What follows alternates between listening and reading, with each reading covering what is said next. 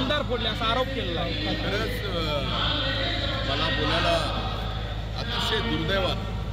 खरं तर आज स्वर्गीय हिंदू हृदय सम्राट बाळासाहेब ठाकरे असते तर संपादकीय लेख ज्यांनी लिहिला आहे आणि ज्यांनी संपादकीय लिहिण्यासाठी परवानगी दिली, छापलं, त्यांना त्यांच्या भाषेतून सांगितलं असतं की स्वर्गीय मुंडे साहेबांचं योगदान शिवसेनेला 1 आकड्यातून 2 आकड्यापर्यंत पोहोचण्यात किती मोठं आहे.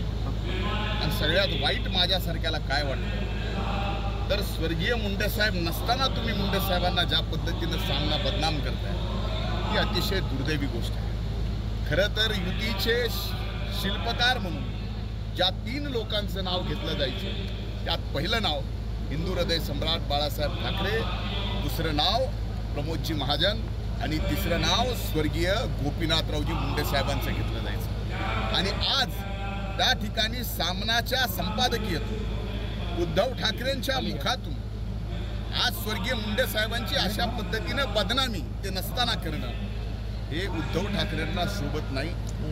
कमीत कमी उद्धव ठाकरेंनी आता संजय राऊतांचा सहवास कमी करावा. सकाळी 9 वाजल्यापासून जे भोंगा आणि रात्री लिखाण जे चाललंय ज्याच्यामुळं शिवसेना जी संपती आहे. स्वर्गीय मुंडे साहेबांनी शिवसेना 1 नंबरहून 2 नंबरला आणली, एका आकड्यातून 2 आकड्यात आणली. पण आता संजय राऊत मात्र ही शिवसेना पूर्णपणानं मातीत घातल्याशिवाय राहणार नाहीत आणि तेही उद्धव ठाकरेंच्या नेतृत्वाखाली.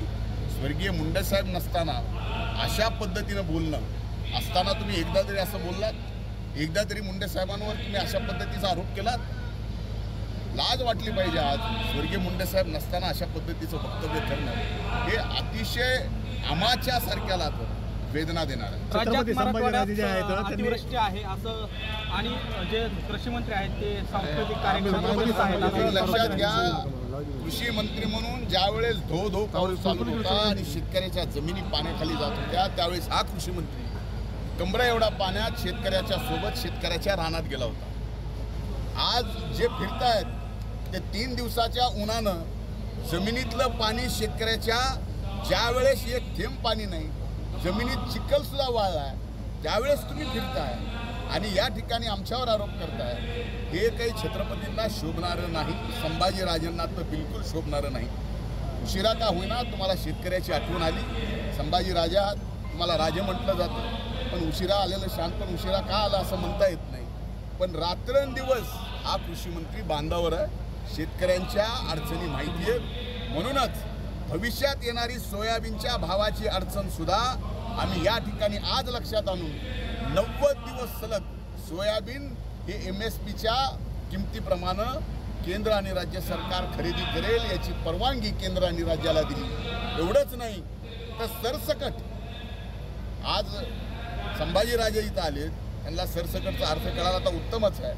सरसकट शेतकऱ्याचे पंचनामे न करता NDRF SDRF आणि ज्यांनी 1 रुपयाचा विम्याचा लाभ घेतला त्याला 25% अग्रिम देण्याच्या बाबतीत सुद्धा निर्णय घेण्यात आलेला आहे. हे परवाच्या कॅबिनेटमध्येच मी या ठिकाणी सांगितलं. मनोज जरांगे पाटील बीडच्या दौऱ्यावर होते, त्यांनी तुमच्या बीडबद्दल वक्तव्य केलं की शेतीचे प्रश्न आणि आरक्षणाच्या प्रश्नावर चर्चा झाली. शेतीच्या प्रश्नावरती चर्चा झाली.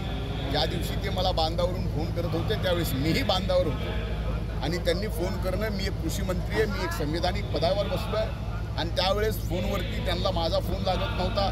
त्याच्यानंतर ज्यावेळेस लागला त्यावेळेस आम्ही दोघंही व्यवस्थित नेटवर्कमध्ये नव्हतो. त्यामुळं एकच झालं की शेतकऱ्यांच्या बाबतीत तुम्ही काय मदत जाहीर करणार आहे हे विचारलं तर त्या अगोदरच आपण मदत सरसकट जाहीर करण्याच्या बाबतीमध्ये त्या ठिकाणी महाराष्ट्राच्या जनतेला सांगितलं.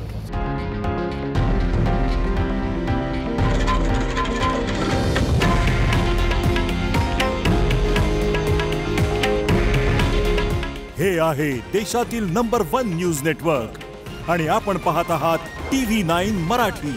काळजी तुमची, हित महाराष्ट्राचं.